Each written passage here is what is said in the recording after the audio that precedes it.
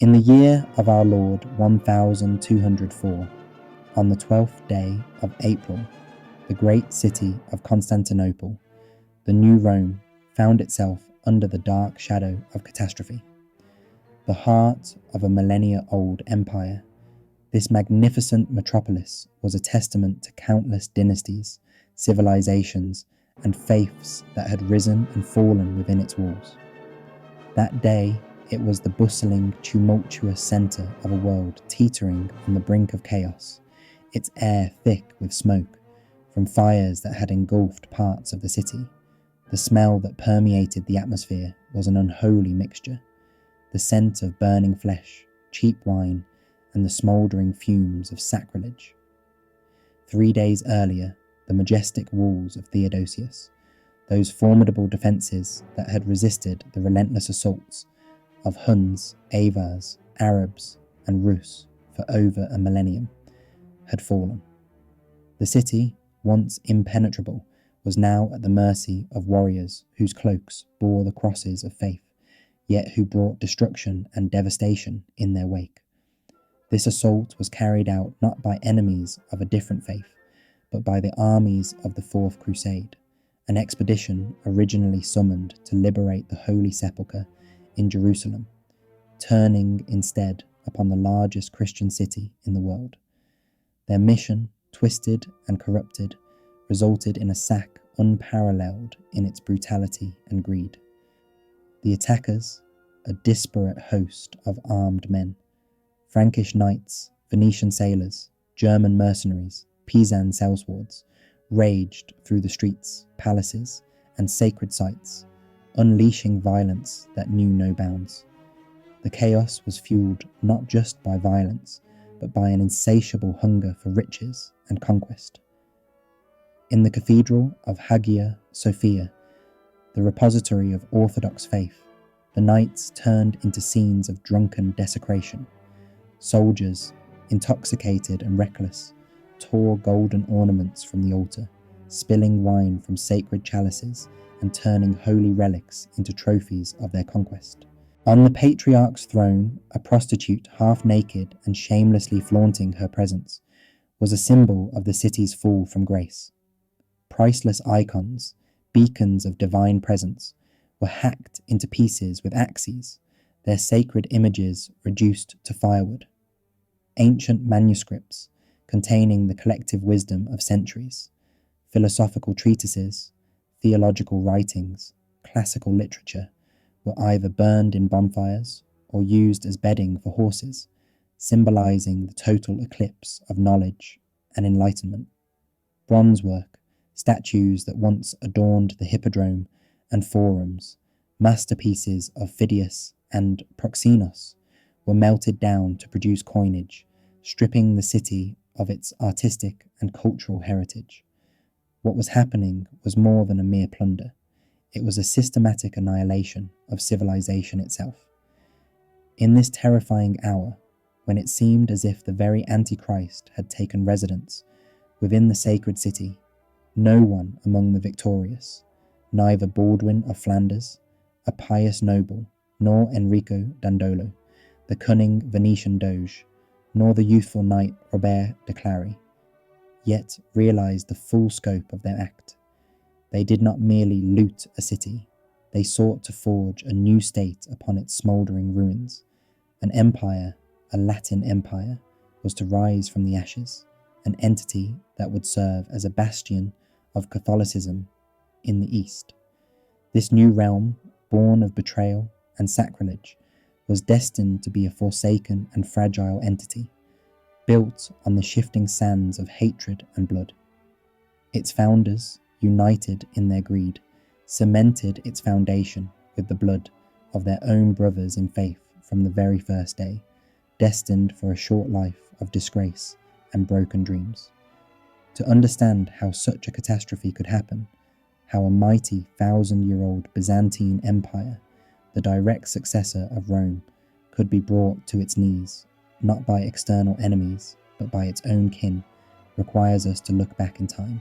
We must cast our gaze upon late 10th century Byzantium, at the very face of the empire. where beneath the dazzling veneer of golden mosaics and grand ceremonies of the imperial court, a deep and insidious systemic illness was taking root. Behind the high-flown speeches of philosophers and the ornate rituals of imperial power lay a weakening core, slowly but surely eroding the strength of this colossal civilization, standing precariously on legs of clay. Once, the Byzantine Empire, also known as the Roman Empire, the Romeos in their own tongue, was the unrivaled hegemon of the Christian world. During the 10th and early 11th centuries, particularly under the Macedonian dynasty, the empire's armies vanquished Arab adversaries in the east and crushed Bulgarians in the north, establishing its dominance across vast territories. Its fleet commanded the Mediterranean, asserting control over crucial sea routes, while the wealth of its capital, Constantinople, became legendary, a shining marvel of wealth, culture, and power. However, this golden age was transient. The decline had begun, and after the ascendancy of the Komnenos dynasty at the end of the 10th century, the empire temporarily regained stability, but at a steep cost. This stabilization came with its own profound toll. The empire was now burdened with internal strife, a fragile balance of power, and the creeping decay of old systems. The grandeur of Byzantium, once unchallenged, was giving way to internal weakness and external threats. As the empire's vitality waned, its walls, once mighty and unbreakable, became vulnerable to the insidious forces that would eventually lead to its fall. The vibrant, resilient civilization that had once shaped much of medieval Europe and the Near East was slowly slipping away, mired in internal maladies that would prove ultimately fatal. Building upon their landowning aristocracy and relying heavily on foreign mercenaries, the Byzantines assembled a formidable army capable of defending against external threats. However, this very military system gradually undermined the traditional foundations of Byzantine power. For centuries, the free peasantry had served as the backbone of the empire's military might, providing conscripts for renowned citizen militias known as the tagmata. Yet, over time, these peasants faced impoverishment, their livelihoods increasingly compromised, and they found themselves falling under the control of powerful feudal lords, or pronios. Consequently, the once predominantly citizen-based army transformed into a heavily mercenary force, costly to maintain and inherently less reliable. The empire, in its efforts to sustain its military campaigns and diplomatic endeavours, expended colossal sums of money, which drained the imperial treasury to its limits. The last great emperor of this era was Manuel I Comnenus, who ruled from the year 1143 until his death in 1180. A brilliant knight and a passionate supporter of Western culture, Manuel actively pursued an ambitious foreign policy aimed at restoring Byzantium's former prestige as a dominant power. His military campaigns took him across Italy, the Balkans, and Asia Minor. His court dazzled foreign ambassadors with its luxury and splendour, illustrating the empire's cultural vitality. Yet this outward display of magnificence was only a reflection of the imperial state itself. Manuel I's policies ultimately proved costly. He invested heavily in warfare, accumulating debt, raising taxes, and indulging in extravagant spending. His pro-Western stance, his overtures to the papacy and the Holy Roman Emperor, along with his patronage of Latin merchants and mercenaries who flooded Constantinople, provoked growing dissatisfaction among his subjects. Most troublingly, Manuel's attempt to crush the Seljuk Turks in Asia Minor culminated in a disastrous defeat at the Battle of Myriokephalon in the year 1176. This defeat dealt a crushing blow to Byzantine hopes of reclaiming the heartland of Anatolia, marking a moment comparable to the catastrophic fall of Mysacer a century earlier. It effectively sealed the decline of Byzantine influence deep within the region, extinguishing future prospects of reconquest. Following Manuel's death in 1180, the fragile stability the empire had maintained crumbled entirely. A turbulent era known as the Angeloi dynasty ensued, spanning from 1185 until the fall of Constantinople in 1204. This period is often remembered as one of the darkest and most shameful chapters in Byzantine history. The emperors of this dynasty, Isaac II and Alexius II, were characterized by weakness, ineptitude, and pervasive corruption. Their priorities centered solely on court intrigues and the reckless squandering of the imperial treasury. As a result, central authority was severely diminished. Provinces effectively broke away, falling under the control of local magnates and regional powers. On the Balkan front, revolts erupted, leading to the re-establishment of a second Bulgarian empire by Bulgarians and Vlachs. The Serbian state achieved full independence during these turbulent years. Meanwhile, the Byzantine navy, which once dominated the seas with its mighty fleet, descended into utter decline, with admiralty officials selling off ships' anchors, sails, and rigging. The once formidable land armies deteriorated, further fragmenting the empire into separate and weakening regions.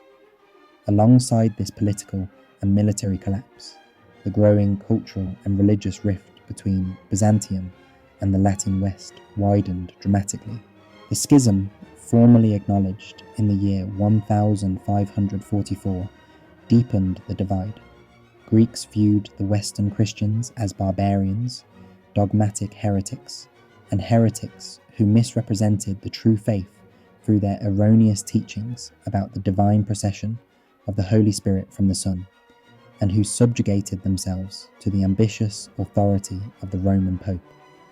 Conversely, Latin Christians regarded Byzantines as effeminate, treacherous, and deceitful schismatics who indulged in intrigue, deception, and moral decline, all while professing a shared identity rooted in Christianity. This mutual distrust, fueled by religious differences, was further aggravated by economic factors, creating an increasingly hostile climate. The Italian maritime republics, notably Venice, Genoa, and Pisa, benefited greatly from their favourable treaties with Byzantine emperors, which bestowed upon them extensive trading privileges.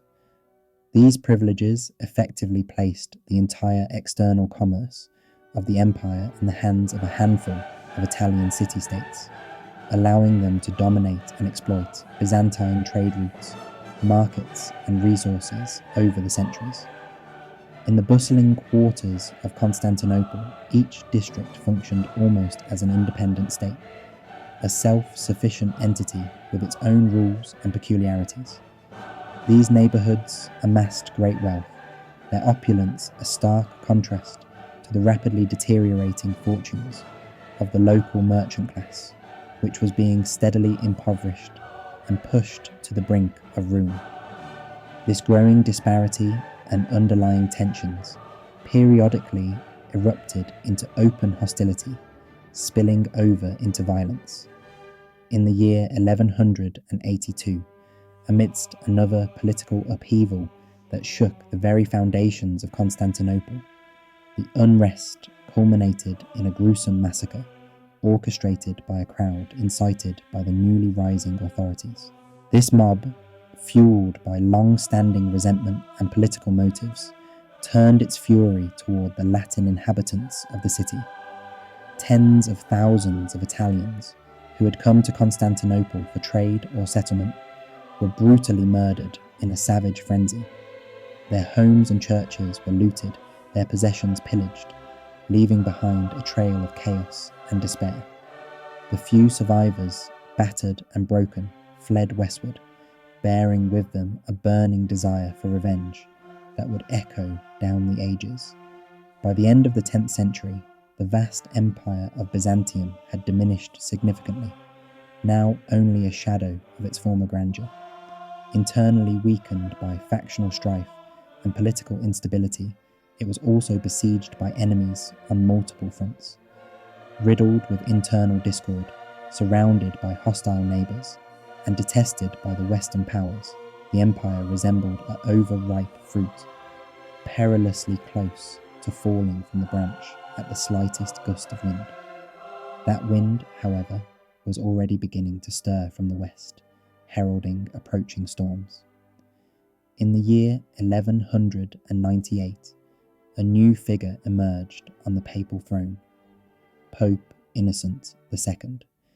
He was one of the most powerful and ambitious pontiffs in history, whose vision extended far beyond the spiritual realm.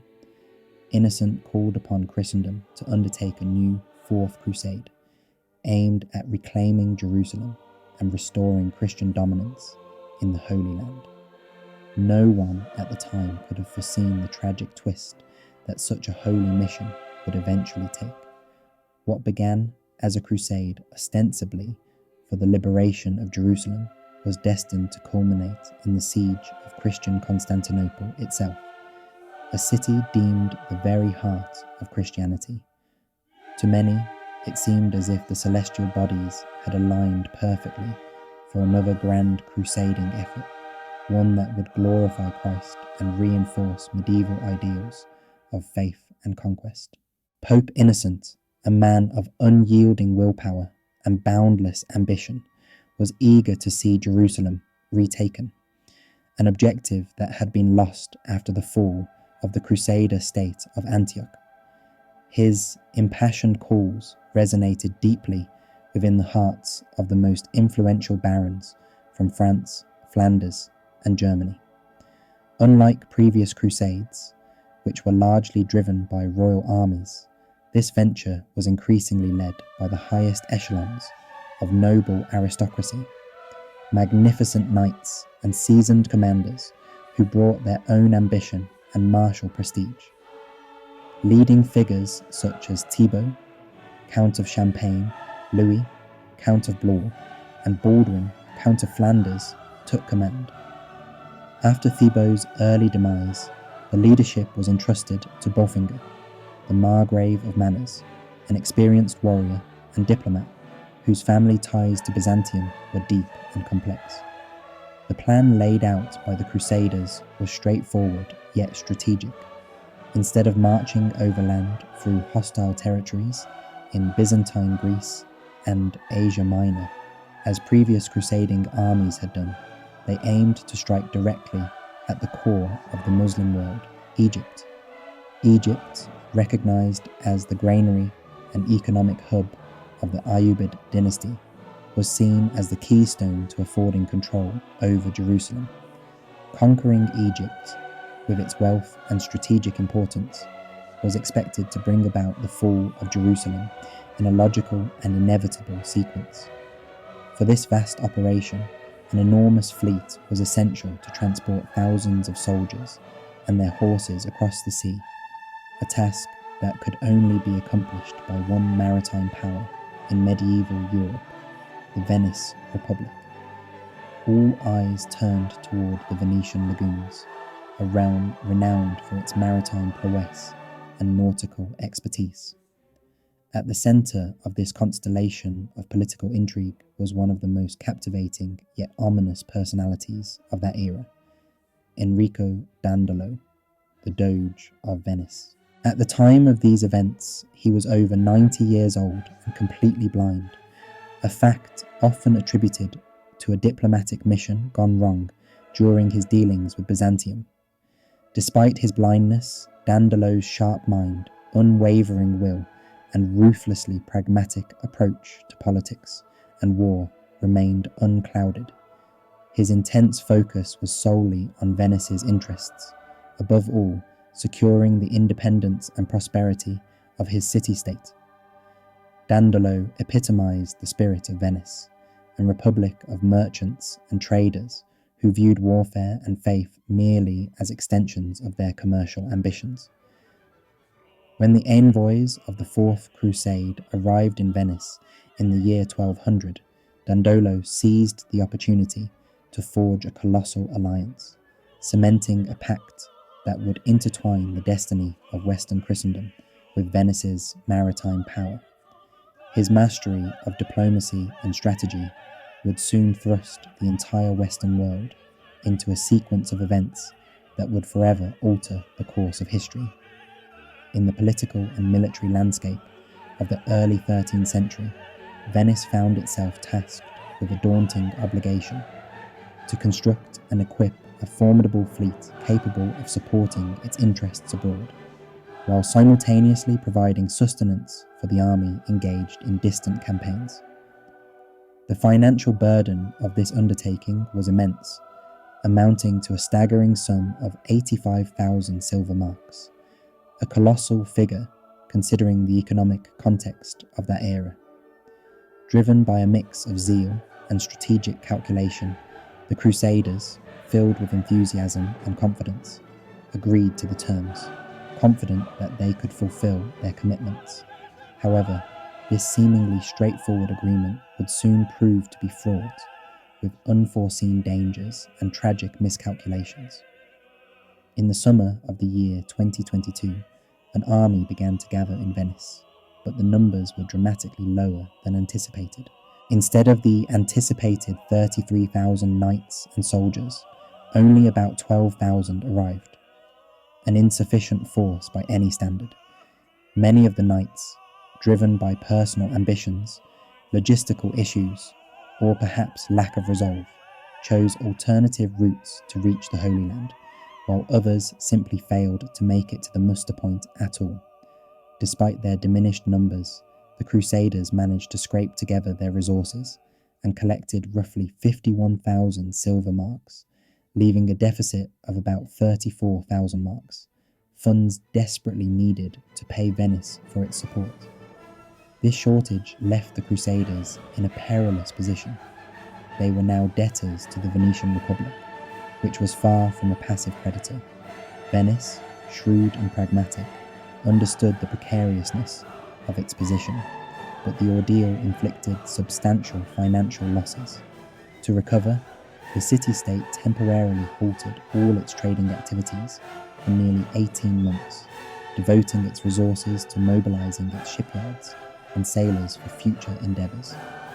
The Venetian Doge, whose authority was challenged by the unfolding events, was reluctant to simply let the Crusaders go free without fulfilling their debt. Consequently, a cunning proposal was put forth, a diplomatic ploy designed to manipulate the desperate circumstances of the Crusaders. The Doge offered them a deal.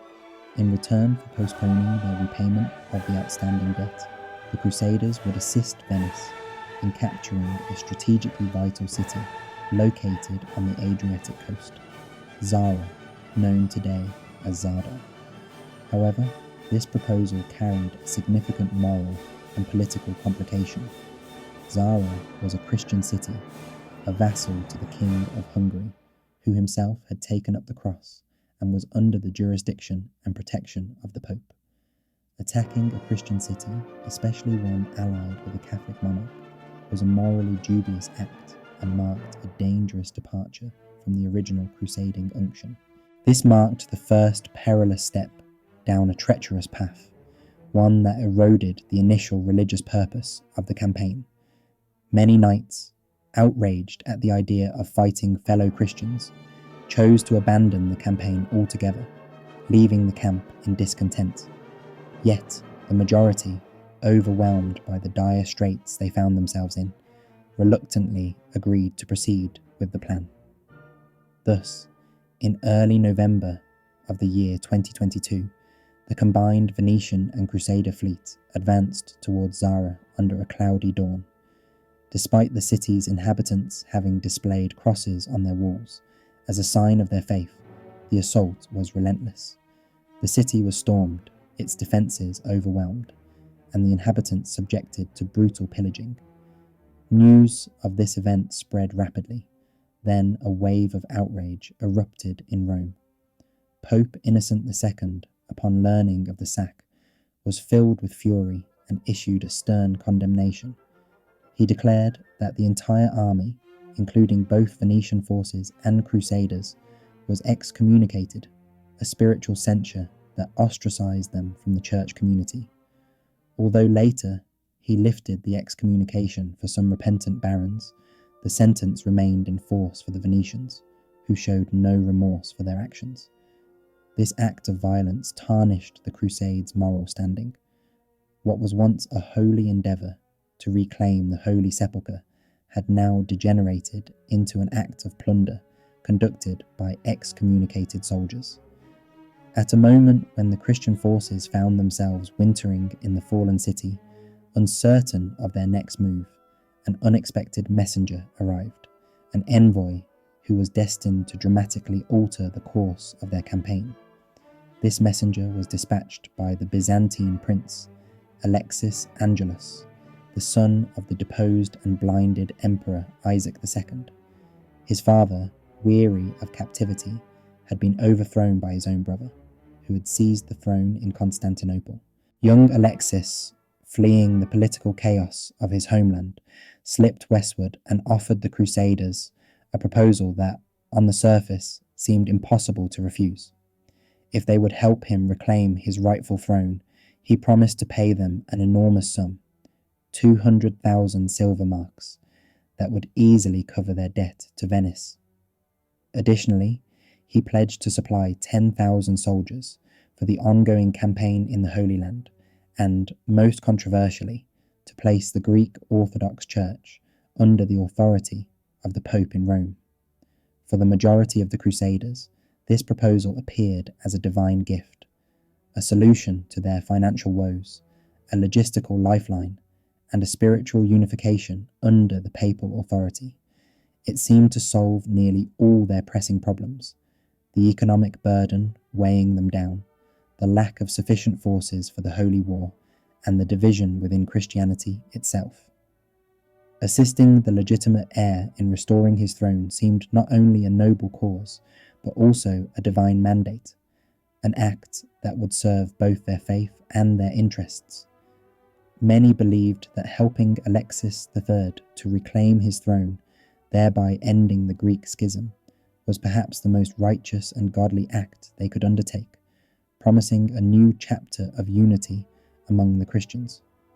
Few opposed this plan, among them Guimen Simon de Montfort, who, unwilling to partake in what he saw as new acts of lawlessness, decided to leave the army behind and set out for Syria instead.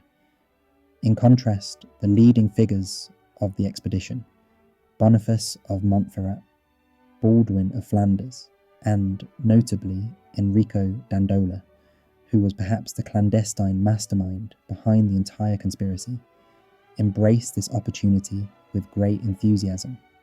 Dandola harboured a strong hatred for Byzantium, viewing the upcoming campaign as a chance to deal a crippling blow to his main commercial rival.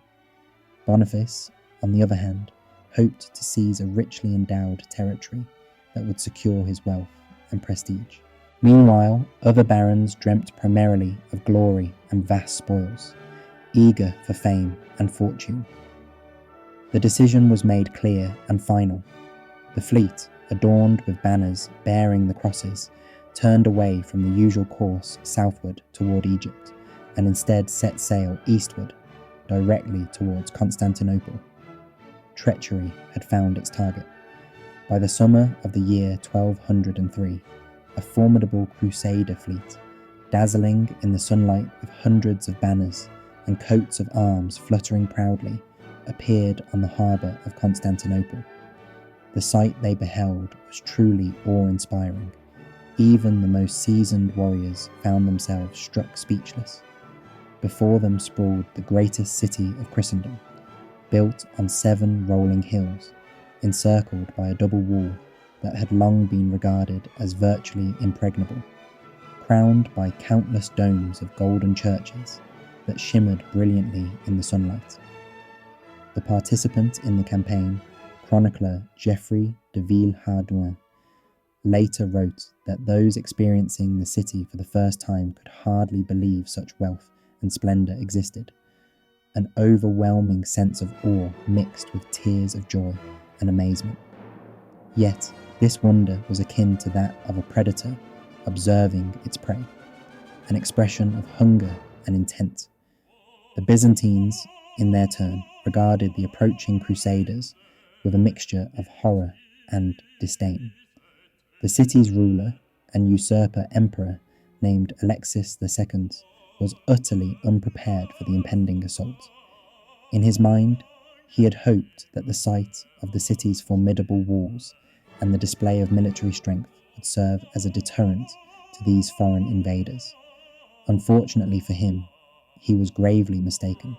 The Crusaders were determined and resolutely committed to their goal. After several skirmishes and failed negotiations, the attack on the city itself commenced. The Venetian fleet, under the personal command of the blind Dandolo, the Doge, who stood at the prow of his galley beneath the banner of St. Mark, launched an assault on the city's walls from the Golden Horn harbour. Simultaneously, French and Flanders knights mounted assaults on the landward walls near the Vlahernian palace. Despite the fierce resistance of the Varangian guard, the Crusaders succeeded in capturing several towers. That very night, the cowardly Alexius II, having taken the treasury with him, fled the city, abandoning his throne. Constantinople was left without leadership, vulnerable and defenseless. To prevent the city from being thoroughly looted, the citizens, in a desperate act, freed blind Isaac II from captivity and reinstated him as emperor. The Crusaders, meanwhile, achieved their immediate goal. They solemnly introduced the young prince, Alexius, into the city, who was crowned co-emperor alongside his father, adopting the name Alexius Thence. For a time, it seemed that their objective had been fulfilled, and that the promised reward was within reach, promising them a swift journey to the Holy Land. However, unforeseen difficulties soon arose. It turned out that the imperial treasury was completely empty, the result of years of mismanagement and plunder by incompetent officials. The treacherous Alexandrians had looted the city's riches so thoroughly that no funds remained. To fund the crusade, Emperor Alexius IV was compelled to impose draconian taxes, confiscate church property, and even melt down sacred icons into coinage. These harsh measures provoked relentless anger and hatred among the local population. The Greeks, already resenting his foreign origins and the disgrace of foreign mercenaries occupying their city, now saw him as a plunderer and a traitor. The once proud and wealthy Byzantine Empire was rapidly slipping into chaos and despair, all because of the greed and misrule that had brought them to this dire state. The Crusaders, who had established their encampment beyond the walls of the city, gradually grew more and more impatient. Their supplies and funds were arriving at a sluggish pace, and it became painfully clear that they did not have enough resources to sustain their campaign. Furthermore, the much-promised submission of the Orthodox Church and its clergy to the papal authority had not materialized, which only intensified tensions. The atmosphere within the besieged city grew increasingly volatile with each passing day. Frequent clashes erupted between the Greek defenders and the Latin Crusaders, fueling the hostility and unrest that permeated the streets. During one such violent encounter, a group of Crusaders committed a heinous act by setting fire to a mosque, intending to strike a blow against their opponents. However, the flames quickly spread beyond their intended target, igniting the surrounding quarters of the city. The resulting conflagration raged fiercely for several days, consuming a substantial portion of the city's structures and leaving widespread destruction in its wake. The dire situation for Emperor Alexius IV became utterly intolerable as a result. He found himself increasingly despised by both his own people and the foreign invaders, with animosity mounting on all sides. By January of the following year, the patience of the Greek population reached its breaking point.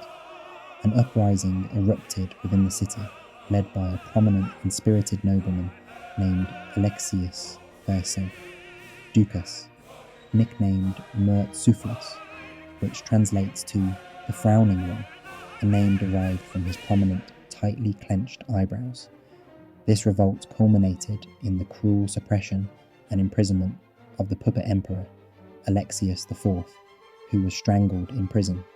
His blind father, Isaac II, was overcome with grief and died shortly thereafter.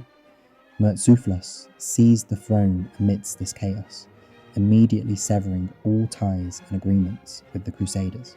This act of rebellion was tantamount to a declaration of war.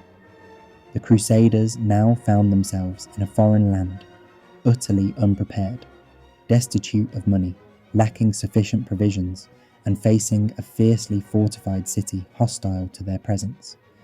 Faced with such bleak circumstances, they arrived at a fateful decision to seize the city by force, but this time not for the purpose of aiding a false claimant to the throne, but for their own gain. In March of the year 1204, the leaders of the Crusaders, along with their Venetian allies, signed a treaty dividing the remnants of the Byzantine Empire among themselves.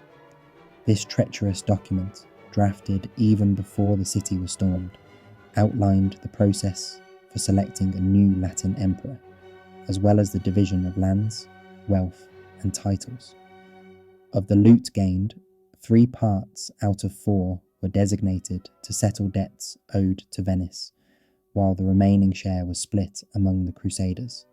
Venice was granted 3/8 of the empire's territories, including strategic ports and islands that guaranteed control over the entire maritime trade route. This was no longer a holy war, but had transformed into a carefully orchestrated, opportunistic plunder. The second and decisive assault began on the 9th of April. The first wave of attack was repelled, but on the 12th, strong north winds allowed the Venetian ships to approach the city walls closely. 2 vessels, the Ray and the Pilgrim, masticated together, forming a floating siege platform. From these ships, a Venetian sailor and a French knight were the first to leap onto the city walls and seize the tower that had been constructed on the platform. This event marked a turning point in the siege. The gate in the walls was finally breached, allowing the Crusaders to flood into the city itself. Emperor Alexius IV Murtzouphlos attempted futile resistance, but by then it was already too late. The army and the people, disillusioned and exhausted from ineffective leadership, refused to continue fighting. That night, Murtzouphlos fled the city, and Constantinople fell into the hands of the conquerors. What followed was nothing short of a brutal and ruinous looting ordeal. The victorious soldiers and marauding hordes ransacked the city for 3 days, plundering everything of value. The chronicler Nikitas Choniates, a first-hand witness of these tragic events, left a vivid, heartbreaking account of the horrors inflicted on the city's inhabitants. Women, including nuns, were raped openly on the church altars, while innocent old men and children were slaughtered indiscriminately. Buildings and treasures alike were looted, and no mercy was shown to anyone caught in the chaos. Beyond the walls of the Hagia Sophia, treasures of incredible worth were taken away. Gold and silver artifacts, but also 4 renowned gilded bronze horse sculptures, which to this day adorn St. Mark's Basilica in Venice. These priceless relics, along with many others, were either stolen or destroyed during the sack of Constantinople, including some of the most revered treasures of the Christian world. The infamous relics such as the Shroud of Turin, the Spear of Longinus, fragments of the Holy Cross, and the head of John the Baptist, once held in the Byzantine Empire, vanished in the chaos. The great library of Constantinople, which safeguarded countless ancient texts and manuscripts, was set ablaze, its destruction marking a tragic loss to universal culture. This act of vandalism inflicted an irreversible wound on the world's shared heritage, erasing irreplaceable knowledge and history. The Byzantine Empire, inheritor of the grandeur of both Rome and Greece, was subjected to brutal assault and betrayal by those who claimed to be its protectors. As the flames died down and the looters' pillaging ceased, the conquerors faced a daunting reality. They had to sieve in the aftermath of their destructive triumph. Over the smoking ruins of a civilization that spanned centuries, a new state needed to be born, a state constructed upon the fractured remnants of a fallen empire. This new political entity was to be based on Western European feudal principles, transplanted into the very heart of the Orthodox Christian world, which made the task even more complex. This hybrid, almost monstrous project came to be known historically as the Latin Empire of Romania. The first essential step was to crown an emperor, but selecting one was no straightforward matter. According to the March Treaty, the emperor had to be chosen by a council composed of 12 men, 6 Venetians and 6 Franks, each representing their own interests. Among the leading contenders were 2 notable figures. The first, Boniface of Montferrat, the official leader of the Crusade, an experienced and respected military commander, and also married to the widow of Emperor Isaac II, which granted him some dynastic legitimacy. The second candidate was Baldwin of Flanders, a younger, pious, wealthy, and influential nobleman, whose reputation as a leader was well established. The shrewd Venetians, led by Dandolo, made their deliberate choice. They reasoned that Boniface, with his vast Italian holdings close to Venice, might pose a significant threat if he gained the throne, due to his ambition and power. Baldwin, whose lands lay far to the north, appeared to be more manageable and easier to control. Their votes, therefore, became decisive. On the 9th of May, in the year 1204, Baldwin of Flanders was elected the first Latin emperor of Constantinople. On the 16th of May, in the just purged and cleansed cathedral of St. Sophia, the coronation was performed. The ceremony, although grand, was eccentric, blending elements of Byzantine and Western rituals, an amalgamation born out of necessity and confusion. Baldwin, adorned in sumptuous imperial robes, which, according to witnesses, cost more than the entire estate of the King of France, received the crown of Iscapita. With this act, he became Baldwin I, Emperor of Romania. Yet, his authority was fundamentally fragile. Unlike the autocratic Byzantine emperors, Baldwin was not the absolute ruler of a centralized empire. Rather, he was recognized as first among equals, one among powerful feudal barons who considered him their master, but who did not see him as a true sovereign. Immediately following the coronation, the division of the empire according to the March Treaty was enacted, and this proved to be the most devastating act, one that predetermined the weakness and inherent instability of the new realm. Instead of forging a unified, centralized state, the Crusaders sliced the territory into fragments, akin to a bear's hide torn into separate patches. Baldwin's portion comprised only about a quarter of the former Byzantine lands, including the city of Constantinople itself, which had been heavily pillaged and depopulated. The surrounding regions in Africa and the northwest of Asia Minor were also included, areas that had suffered greatly during the conquest, and a few islands scattered across the Aegean Sea. This division, while perhaps politically expedient for the moment, sowed the seeds of future fragmentation, ensuring the fragile survival of the Latin Empire would be a constant struggle. It was a precarious, illusory attempt at reconstructing a mighty realm from the ashes, destined to lack the unity and strength necessary to endure the centuries to come. His domain was modest in size and surrounded on all sides by the estates of his powerful vassals and enemies. Venice had claimed the lion's share of this territory, taking 3/8 of the empire, including its most vital coastal cities, ports, and islands such as Crete, Euboea, Corfu, key harbours in the Peloponnese region, the coast of Epirus, and significant districts within Constantinople itself. Instead of establishing a continental empire, Venice was building a maritime power, a true sea-based realm defined not by vast landholdings, but by a network of trading posts and naval bases that spanned the seas. What she sought were not lands, but control over the crucial maritime routes that connected east and west, north and south. Boniface of Montferrat, deprived of the imperial crown as a form of compensation, received the second most important possession, the city of Thessalonica, also called Thessaloniki. Although formerly a vassal of the Latin Empire, this city operated effectively as an independent state, resisting any attempts at subjugation and asserting its sovereignty. Other knights also received their own fiefs and lordships, each fragment of land adding to the patchwork nature of this fragile federation.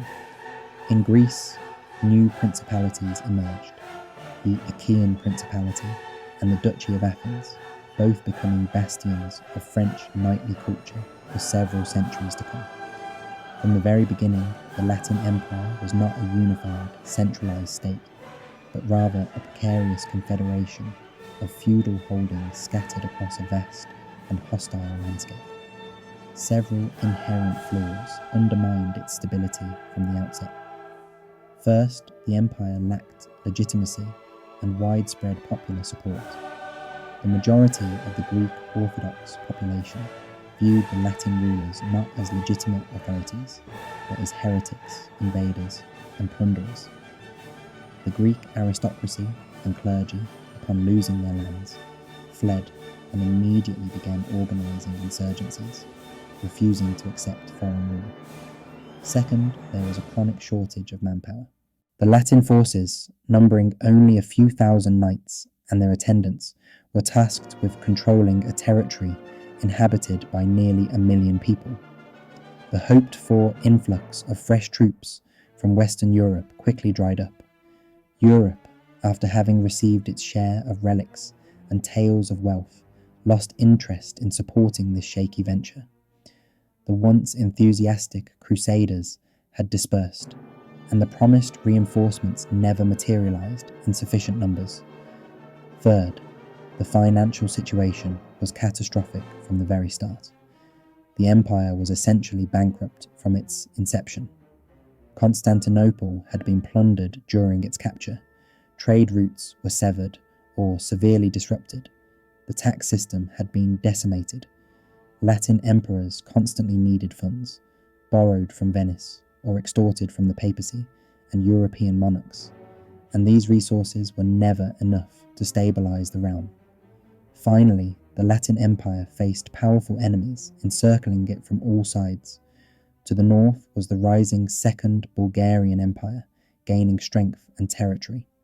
To the west and east, in the territories not yet conquered, arose successor states of Byzantium that refused to accept Latin rule. The Despotate of Epirus, the Trapezuntine Empire, and most notably the Empire of Nicaea in Asia Minor. The Nicaeans declared themselves the true heirs of Byzantium and made retaking Constantinople their primary goal. Emperor Baldwin I, intoxicated by his triumph and blinded by hubris, failed to recognize or refuse to see these mortal threats looming on all fronts. Filled with arrogance and contempt for his neighbours, he soon paid a terrible price for his complacency as the empire teetered ever closer to collapse. No sooner had the grand coronation festivities concluded than a fierce storm erupted in the north, a tempest heavy enough to threaten the very existence of the fragile Latin Empire. It seemed that nothing could tarnish the triumphant mood of the Latin conquerors, who had shattered the greatest empire of their time and carved up its vast wealth among themselves. Yet, their fleeting joy was destined to be short-lived. The first significant political challenge arose, exposing the delicate and brittle nature of their newfound power and setting the course for the empire's subsequent destiny. This challenge came from the north, from the lands that the Byzantines had long considered mere barbarian frontier territory. During this period, on the Balkans, the Bulgarian Tsar Kaloyan held sway. He governed from Sto Simnatset to Odne Tisicha Dvistisim and was among the most energetic and ruthless rulers in Bulgarian history. His epithet, Rami Boria, or Slayer of Rami, was an imitation of the Byzantine Emperor Basil II, known as Bulgaroktonos, the Bulgar Slayer, who previously overthrown the First Bulgarian Empire. Kaloyan managed to restore his kingdom's strength to a level that had not been seen in decades. Not only that, but he also forged an alliance with the Papal States, receiving from Pope Innocent III a royal crown in exchange for a formal acknowledgement of papal supremacy. When the Crusaders seized Constantinople, Kaloyan, a shrewd and pragmatic leader, extended a hand of friendship and alliance to the new Latin emperor, Baldwin I. He was willing to recognize Baldwin's imperial title in return for full independence for his own territory and territorial gains. However, this offer proved to be a critical miscalculation on Baldwin's part, marking what would become his first and ultimately final catastrophic mistake. Blinded by arrogance and pride, Baldwin dismissively rejected Kaloyan's proposal. He declared that he did not regard Kaloyan as an equal monarch, but rather as a vassal, an insubordinate servant who had risen against his rightful overlord. Baldwin further proclaimed that he would soon march into Kaloyan's lands to restore them under Latin rule. This outright insult was nothing less than a declaration of war, and Kaloyan understood the gravity of Baldwin's hostility. Realizing that negotiations were futile, Kaloyan began to act decisively. He did not have to wait long for an opportunity. The Greek aristocracy in Thrace, whom the Latin conquerors had heavily taxed and dispossessed of their lands, rose in rebellion. These Greeks expelled Latin garrisons from their cities and turned to Kaloyan, pledging loyalty to him and promising to recognize his rule. The Bulgarian Tsar swiftly responded to their calls for aid. In the winter of the year 1204 and the subsequent year, Kaloyan's army, reinforced by fierce and wild allies, the Cumans, a nomadic Turkic horsemen from the Pontic steppes, invaded Thrace. These horsemen, known for their speed and brutality, had long roamed the steppes of the Black Sea region. Upon learning of the uprising, Emperor Baldwin gathered all available forces and marched out to confront the Bulgarian threat. His army was composed of the finest knights, the best of the Latin warrior caste, including prominent figures such as Count Louis de Blois and Bishop Pierre of Bethlehem, along with many others. An aging yet still formidable Venetian doge, Enrico Dandolo, aged 90 years, also joined their ranks. The crusading army approached the city of Adrianople, known today as Edirne, which had switched allegiance and sided with the Greeks and Bulgarians. The Latin forces laid siege to the city, seeking to bring it under their control. Strategic and prepared, Kaloyan had set a trap beneath the city walls. On the 13th of April, in the year 1205, a nomad cavalry force of the Cumans appeared by the city's ramparts. This light cavalry soon began relentlessly showering arrows upon the Latin camp, provoking their enemies into premature attacks. The Cumans' swift and skilled horsemen aimed to entrap and weaken the Crusader forces, demonstrating their tactical ingenuity amidst the tense and volatile circumstances. Despite Baldwin's strict orders to maintain discipline and resist falling into provocations, one of his most impulsive and reckless barons, Count Louis de Blois, could no longer hold his nerves. Declaring that he had come to this land not to stand still and do nothing, he boldly led his troop in a direct charge against the nomadic Pechenegs. Seeing his daring move, the other knights, eager to avoid the shame of cowardice, instinctively followed his example. Their heavy armour-clad cavalry, representing the finest of European martial tradition, descended upon the lightly armed steppe riders like a rushing torrent. This assault was precisely what Kaloyan had anticipated. As was customary in their tactical playbook, the Pechenegs feigned retreat. They spurred their horses away from the city, luring the impatient knights into pursuit. The chase stretched across several kilometers of the vast steppe plain. Weary from their relentless pursuit, and having fallen behind their infantry, the knights found themselves stretched out across the open landscape. As they reached a pre-selected area, the trap sprang shut. From hidden embankments and concealed forests, the main forces of the Bulgarian army, along with fresh detachments of Pechenegs, launched a fierce counter-attack. Surrounded on all sides, their exhausted enemies caught in a deadly snare, the knights fought with the desperate courage of the doomed. Count Louis de Blois was among the first to fall in this fierce melee. Many other noble barons met their deaths in the savage carnage.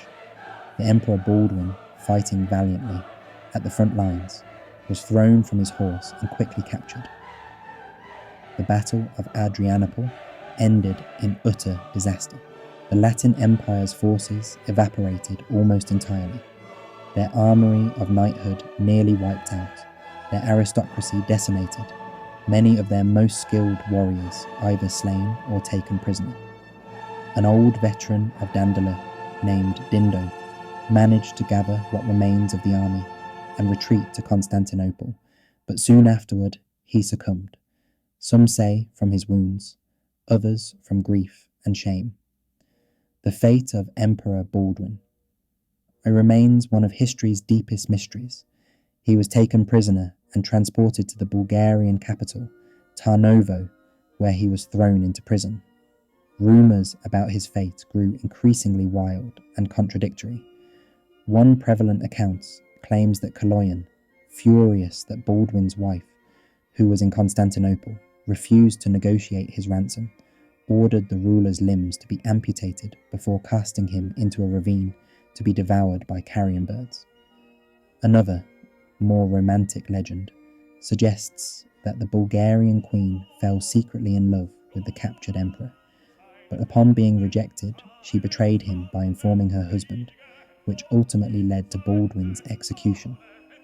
Regardless of the truth, the first Latin emperor met a tragic and dishonourable end in Bulgarian captivity. The Latin Empire, having lasted less than a year, was now teetering on the brink of complete collapse.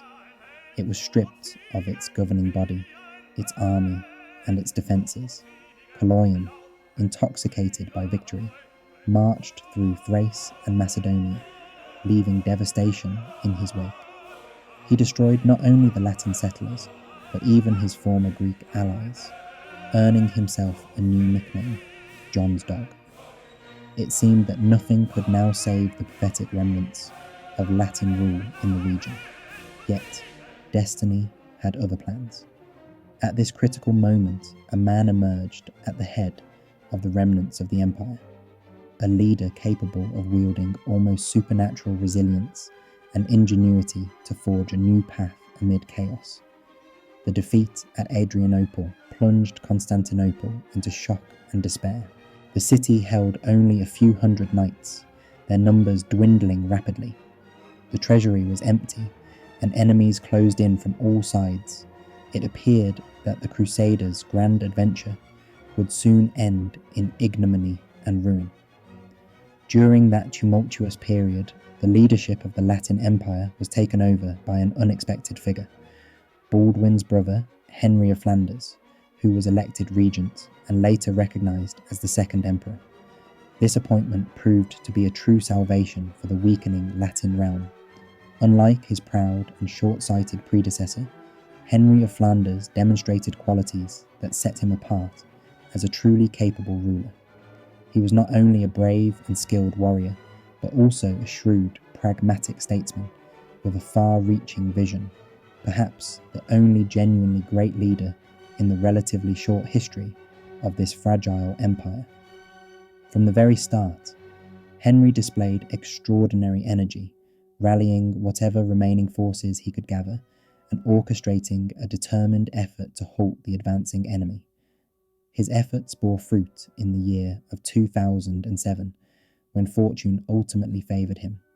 The formidable Bulgarian Tsar, who had posed a serious threat to the empire, was assassinated in a conspiracy orchestrated by his own military commanders during the siege of Salona. This internal treachery plunged Bulgaria into a period of civil strife, which temporarily diminished the immediate danger it posed. Such an internal upheaval granted Henry the much-needed breather to consolidate his position and plan his next moves. Unlike his brother, Henry understood fully that ruling solely through brute strength and military might was insufficient for lasting stability. Consequently, he embarked on a policy aimed at reconciliation with the local Greek population. His administration forbade persecution of the Orthodox clergy and returned some territories previously seized from the Greek aristocracy, fostering goodwill among the native elite. Furthermore, he actively sought to include Greeks in government service, recognizing the importance of integrating the native population into the fabric of the empire. His marriage to the daughter of Boniface of Montferrat, who had himself perished in battles against the Bulgarians, symbolized this effort of alliance and unity, as Boniface's influence had linked Constantinople and Thessaloniki under his control. Henry was an indefatigable warrior, consistently leading campaigns to defend the empire's borders.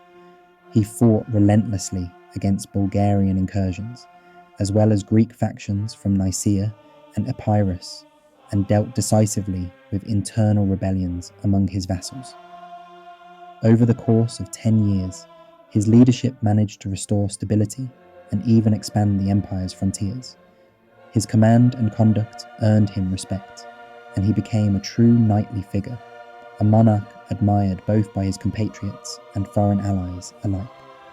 The Greek historian Georgios Akropoitis, a known adversary of the Latins, described Henry as a man of remarkable valour, wisdom, and profound justice. However, he also pointed out that the empire's fragile well-being relied heavily on Henry's personal qualities, suggesting that without him, its strongest pillar, the state could easily falter. Tragically, in the year of 1216, Henry died suddenly at the age of 40, with some sources hinting that he may have been poisoned. His unexpected demise plunged the Latin Empire into deep crisis once again. Following Henry's death, the barons elected his son-in-law, the French nobleman Pierre II de Courtenay, as the new emperor. Yet, his reign soon turned into a farce and ended in tragedy. On his way to Constantinople, Pierre II attempted to wrest the city of Durrës from the Greeks of Epirus. His campaign was disastrous. His forces were defeated, and he himself was captured and subsequently died in captivity, never reaching the imperial capital. For the next 2 years, the empire persisted without an emperor, governed by Pierre's widow and her consort Olinda. In 2021, the throne was inherited by Pierre's son, Robert de Courtenay, whose rule lasted until the year of 2228. Robert was a weak, indecisive individual, utterly incapable of effective governance. Under his leadership, the Latin Empire began a rapid and inevitable decline. Meanwhile, the Greek successor states, most notably Nicaea and Epirus, gained strength, gradually eroding Latin control over the region. in the year of 2224, the Epirant despot Theodore Comnenus Ducas captured Thessalonica, destroying the second most significant Latin state. The Byzantines of Nicaea, under Emperor John II's Ducas Vatatzes, wrested territories in Asia Minor from the Latin occupiers, further shrinking the scope of Latin dominion. As a result, the Latin Empire's territory dwindled to just the vicinity of Constantinople and its immediate surroundings. During this period, the reigning emperor was more preoccupied with romantic intrigues and personal desires than with the management of the empire's affairs, leaving the realm to slowly disintegrate amidst internal weaknesses and relentless Greek resurgence. His reign ended in disgrace, a collapse marked by shame and humiliation. The knights discovered him with the fiancée of one of their vassals, an act of betrayal so severe that they responded with brutal cruelty, cutting off her nose and lips. Overwhelmed by this profound dishonour, Robert could no longer endure the shame and fled Constantinople, his spirit broken, and he soon succumbed to death. The empire desperately needed a strong and capable ruler, someone who could serve as regent for the young brother of Robert Baldwin II. Recognizing this, the barons of the realm sought an individual of exceptional reputation and experience. They found such a man in John de Brienne, a legendary figure who was once the king of Jerusalem. By that time, he was nearing 80 years of age, a venerable knight and a monument of a bygone era, the last of the great warriors of the fading age of chivalry. Upon arriving in Constantinople, John de Brienne approached his new duties with unwavering energy and determination. His final act of military valour occurred in Odna 1236, when combined forces of the Byzantine Emperor John Vatatzes of Nicaea and the Bulgarian Tsar Ivan Asen II laid siege to the city from land and sea. The aging knight, leading a small squadron of knights, launched a desperate sortie against the besieging armies. Displaying exceptional bravery and tactical skill, he managed to break through their lines and deliver a telling blow against the vastly superior enemies. That nightmarish clash turned out to be the last glorious victory of the Latin Empire, etched into history as a fleeting moment of triumph before its inevitable decline.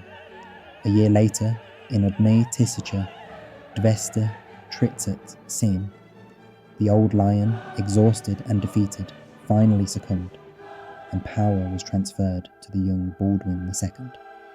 From this point onward, the Latin Empire entered its final, most humiliating chapter, a slow and painful death marked by internal weakness and external decline. Unlike his predecessors, warriors and rulers capable of resisting adversity, Baldwin II would go down in history as the Emperor Beggar. During his long 34-year reign, he spent most of his time not in the imperial palace of Constantinople, but wandering through European courts. His persistent quest was to beg, plead, borrow, or hire funds and soldiers needed to save his crumbling domain. The empire he governed was but a shadow of its former self. Its territory had shrunk to merely the walls of Constantinople itself. Once a bustling metropolis with a population of over 500,000, the city had become largely deserted, with no more than 30 to 40,000 inhabitants remaining. Entire neighbourhoods lay in ruin after devastating fires in the years 2023 and 2024, and no efforts had been made to rebuild them. The fields and orchards had reclaimed what once were bustling streets and vibrant gardens, now silent and overgrown. The grand imperial residence of Laherna Palace had fallen into such disrepair that witnesses reported its roofs were leaking, and the wind freely howled through its empty halls, a shadow of former grandeur. The treasury was not merely depleted but heavily burdened with enormous debts, primarily owed to Venetian bankers. The financial crisis was so severe that there was seldom enough money to pay even a handful of mercenaries guarding the city's battered walls. Faced with this dire situation, Baldwin II resorted to his last desperate measure, selling off sacred relics cherished by the Christian world for centuries, precious icons and holy artifacts carefully assembled over generations by Byzantine emperors, now being auctioned off to cover debts and recruit a few hundred soldiers. This misdeed became the most shameful chapter of his rule. Among these sacred items, the most valuable relic was the crown of thorns, believed to have been worn by Christ. Baldwin initially pawned this revered relic to the Venetians for a colossal sum of 13,134 gold piper. When the Venetian creditors prepared to seize it after the loan's expiration, King Louis IX of France, also known as Saint Louis, stepped in and purchased the relic, buying it back from the Venetians.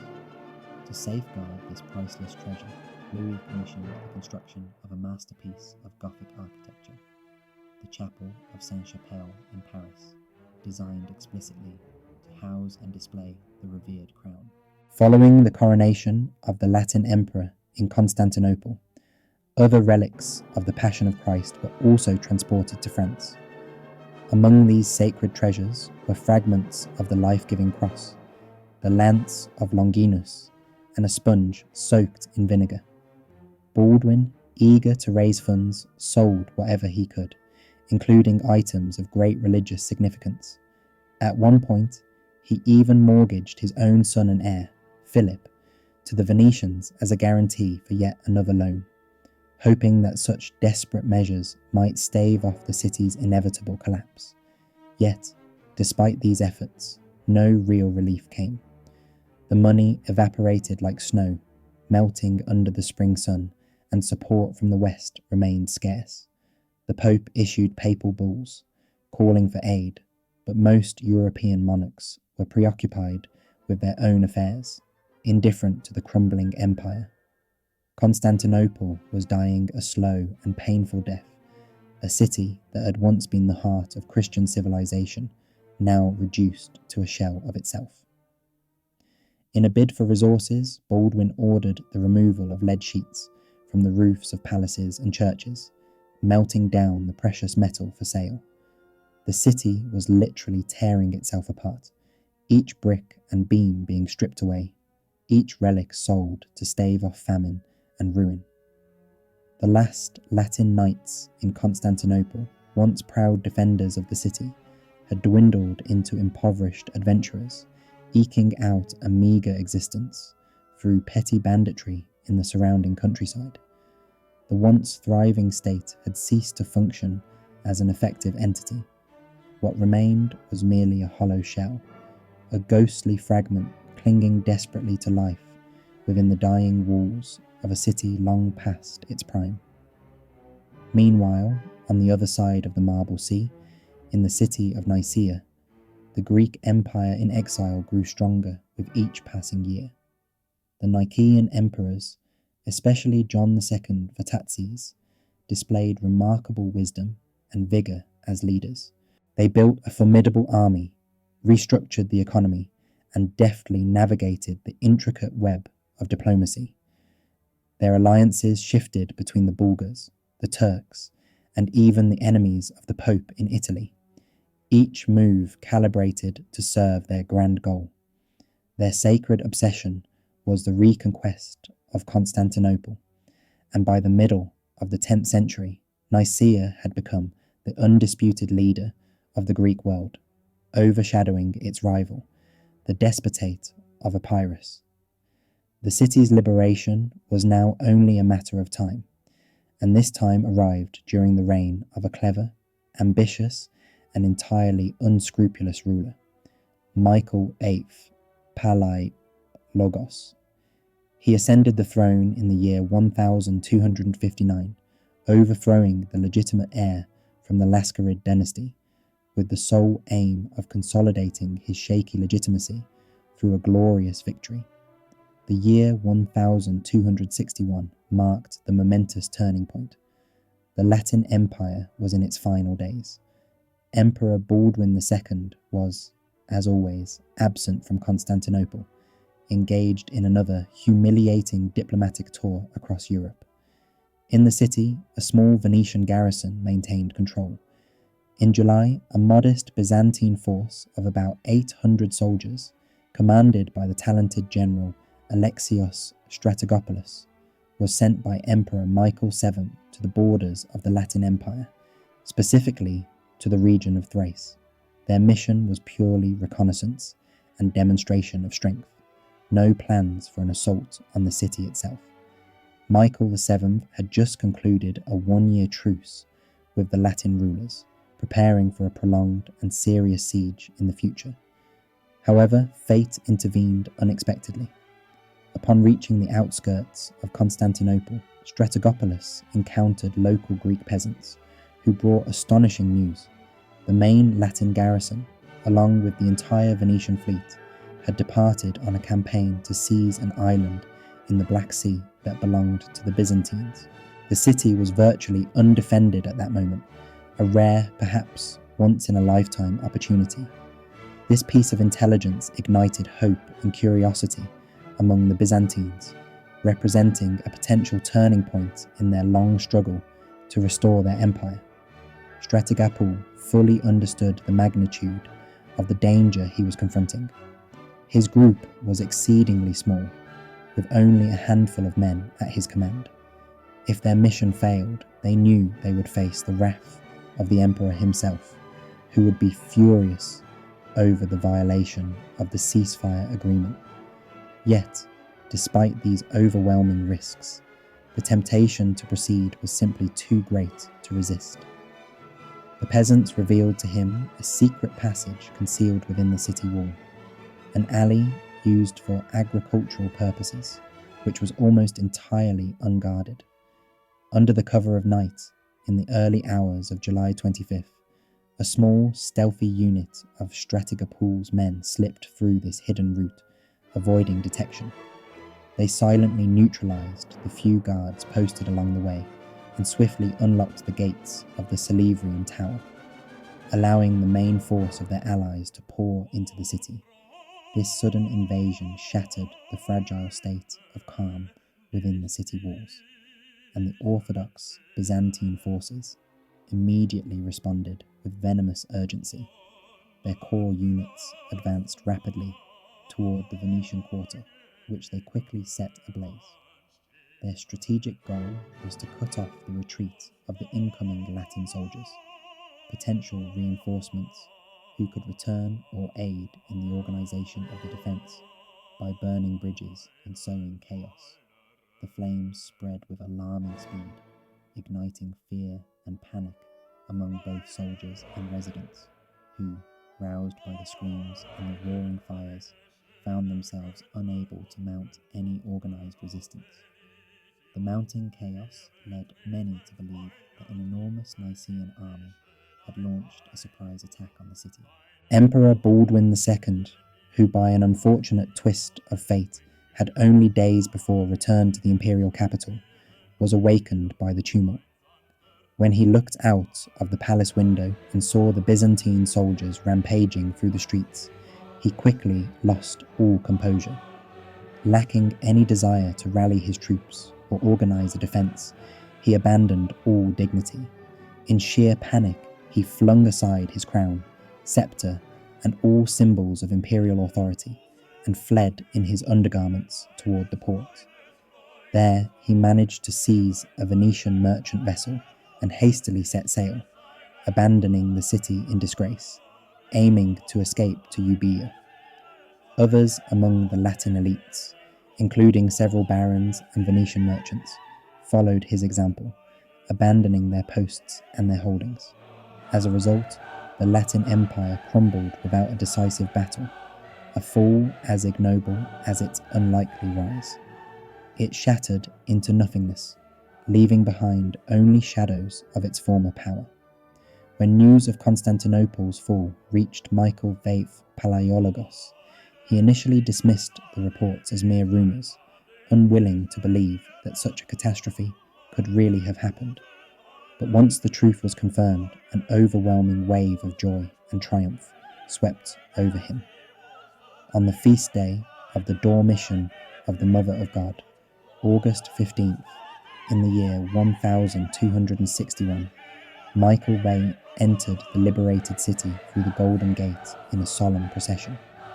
He walked the entire distance to St. Sophia Cathedral, where he was crowned once again as the emperor of the restored Byzantine Empire. This moment marked the symbolic rebirth of Byzantium. However, the empire that emerged was far from its glorious past. It was a shadow of its former self, weakened, impoverished, and deprived of many territories it had once commanded. The wound inflicted by the Fourth Crusade proved to be fatal. The imperial heart had been irreparably damaged and never wholly healed, lingering in decline for more than 2 centuries. This slow decay persisted until the final blow was dealt by the Ottomans in 1453, who captured the city after a prolonged siege. Meanwhile, what became of the last Latin emperors? Baldwin II, after fleeing Constantinople, wandered across Europe for nearly 13 years, attempting to rally support for a new crusade to reclaim his throne. He sold what little rights he had to the imperial title, entered into various dynastic marriages, and engaged in diplomatic efforts, all to no avail. Over time, Europe had largely grown indifferent, leaving Baldwin to languish in poverty.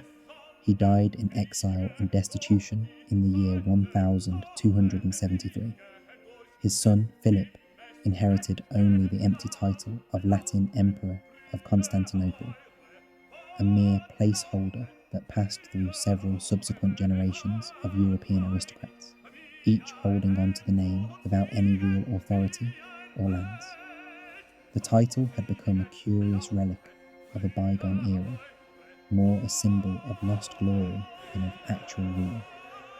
Thus, the story of the Latin Empire came to an end, stretching across some 50 years, a period marked by its bizarre and artificial existence, unparalleled in the annals of history for its fleeting life and absurd construction.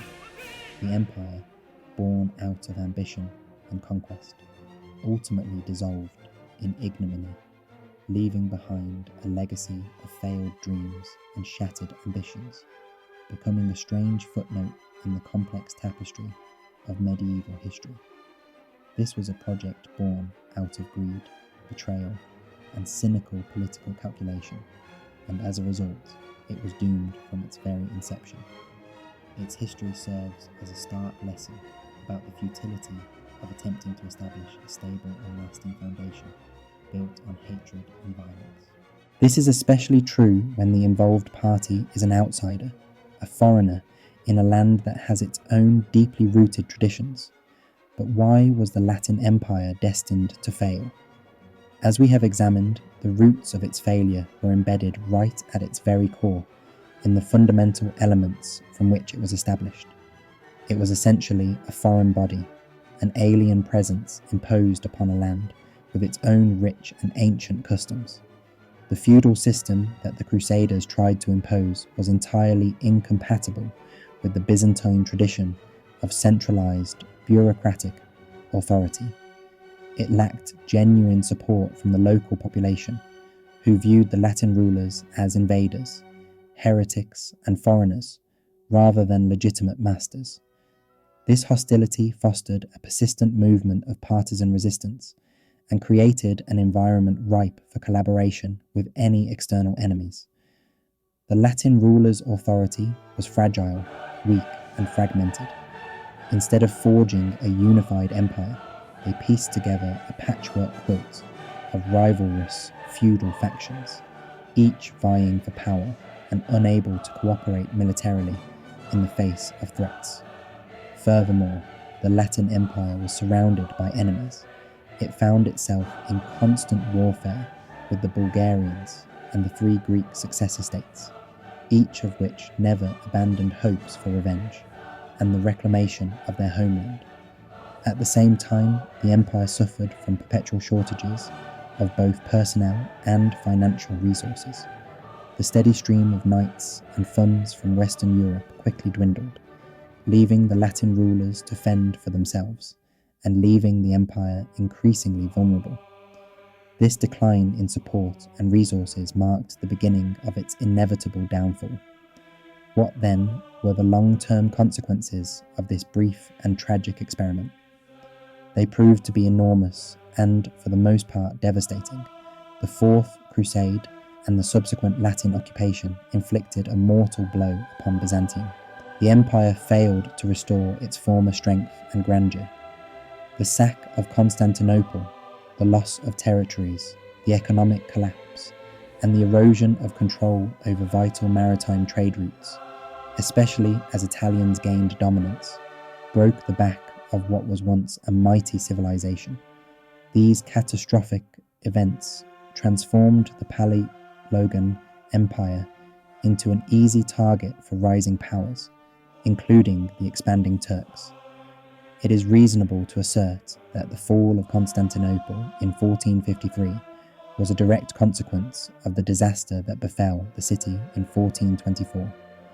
The profound and irreconcilable schism between the Catholic West and the Orthodox East had grown wider into an insurmountable chasm. Up until 1424, there was still some hope that the Great Schism of 1054 might eventually be bridged, but after the looting of Constantinople, this hope vanished forever. For the Orthodox world, the Latin rulers became not merely misguided brethren, but treacherous murderers and plunderers. The memory of this betrayal remains vivid in the collective consciousness of Orthodox peoples and constitutes one of the deepest wounds in the relations between the 2 branches of Christianity. The redistribution of cultural treasures and the looting of Constantinople, despite their tragic consequences, also led to unforeseen consequences. A vast number of relics, artworks, and ancient manuscripts were transported to the West. On the one hand, this influx enriched European culture, as evidenced by the treasures of Sainte-Chapelle and the artifacts preserved in St. Mark's Cathedral. On the other hand, it may have contributed to the burgeoning interest in antiquity that eventually fueled the Renaissance. The Latin Empire of Romania serves as a grim reminder of how high ideals, such as the Sacred Crusade, can be perverted and twisted into their opposite. It vividly illustrates the dangers inherent in the corruption of noble motives into instruments of violence and conquest, leading to destruction rather than salvation. This narrative explores a tragic confrontation between 2 great civilizations, an encounter that ultimately ended in catastrophe for both parties involved. For the Western world, this event became a stain on its collective memory, an indelible mark of shame that could never be erased, while for the Eastern civilization, it resulted in a mortal wound, leaving deep scars that persisted through time. When we gaze upon the majestic ruins of Constantinople, a city once at the crossroads of East and West, or examine the priceless treasures displayed within European museums, we must remember that dark chapter of history, an era when the Christian cross was not merely a symbol of salvation and faith, but was wielded as a weapon of violence and oppression. In those turbulent times, it was used to justify acts of brutality, causing brothers to turn against brothers in the name of faith, leading to a devastating clash that has left a profound legacy of sorrow and reflection. Thank you for dedicating your time to reflect on this intense and instructive episode from medieval history, a story filled with both grandeur and tragedy. If this journey through time has captivated your interest, consider exploring more such stories about the pivotal events and transformative moments that have shaped our world. These tales, rich with detail and significance, help us better understand the complex tapestry of human history Your engagement and attention are the greatest rewards for those who seek to bring these fascinating histories to light and to share their lessons with others.